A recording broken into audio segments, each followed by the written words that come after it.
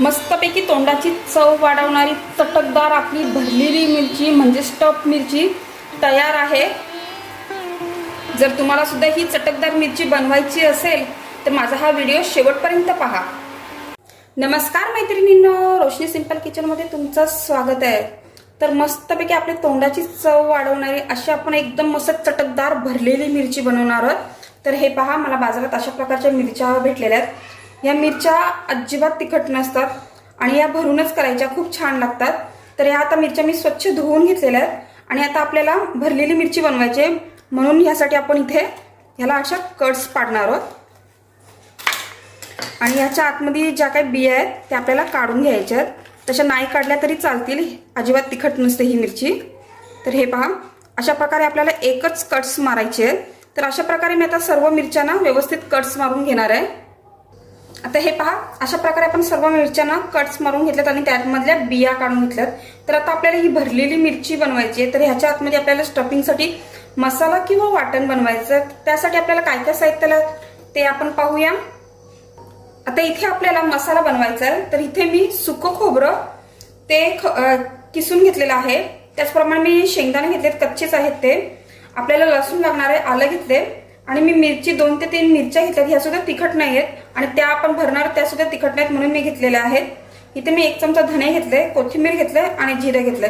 चला तर मग पटकन आपण आपल्या रेसिपीला सुरुवात करूया।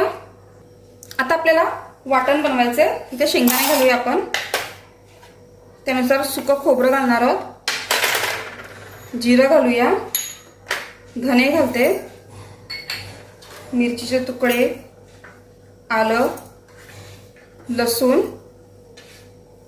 कोथिंबीर घालूया आणि आताच मी ह्यात चवीनुसार मीठ सुद्धा घालणार आहे। तर थोडंसं मीठ घालूया, हळद घालते आणि अगदी थोडंसं लाल तिखट घालूया।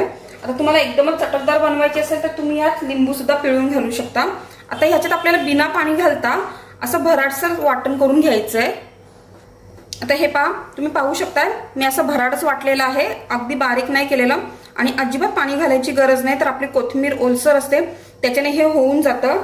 तर आता आपण आपली मिरची भरायला घेऊया, अगदी मस्त गच्च असं भरून घ्यायचं।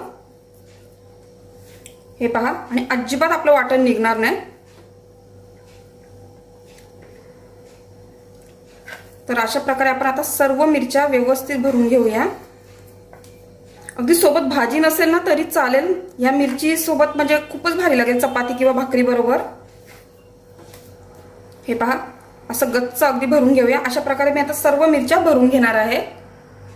हे पहा, अशा प्रकारे आपण सर्व मिरच्या तुम्ही पाहू शकता मस्तपैकी भरून घेतलेल्या आहेत। आता आपण यांना तव्यावरती फ्राय करणार आहोत। तर फ्राय करायला घेऊया आपण आता इथे आपण तवा घेतला आणि तेल घेतलेलं आहे। तर तेल बऱ्यापैकी तापलंय आणि आपल्याला गॅसची फ्लेम आहे ना मीडियम वरतीच ठेवायचे। तर आता एक एक मिरची आपण याच्यात घालूया।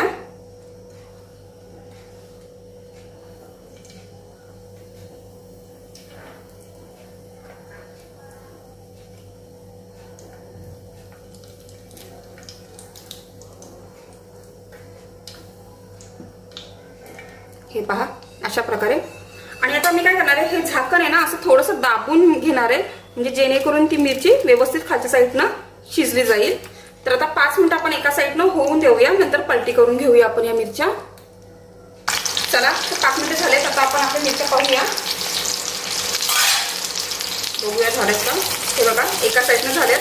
आता आपल्याला सर्व बाजूने अशा गोल गोल फिरून या व्यवस्थित फ्राय करून घ्यायच्या आहेत, जेणेकरून त्या कच्च्या नाही राहिल्या पाहिजेत। छान झालेत आपल्या एका साईडनं। तर पुन्हा आपण असं झाकणाचा जोर देऊन पुन्हा आपण झाकून ठेवणार आणि 2 ते 3 मिनिटं व्यवस्थित एका साईडनं आता होऊन देऊया आपण पुन्हा। चला, तर पाहूया आपण आपली मिरची। वा, तुम्ही पाहू शकता मी मध्ये मध्ये सर्व बाजूने गोल गोल फिरवून ते व्यवस्थित सगळ्या बाजूने तुम्ही पाहू शकता सगळ्या बाजूने मी फ्राय केलेले आहेत।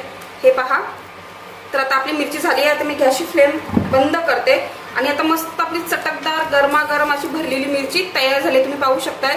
तर मैत्रिणींनो, तुम्हाला माझी ही रेसिपी आवडली असेल तर नक्की लाईक करा, शेअर करा आणि सबस्क्राईब करा।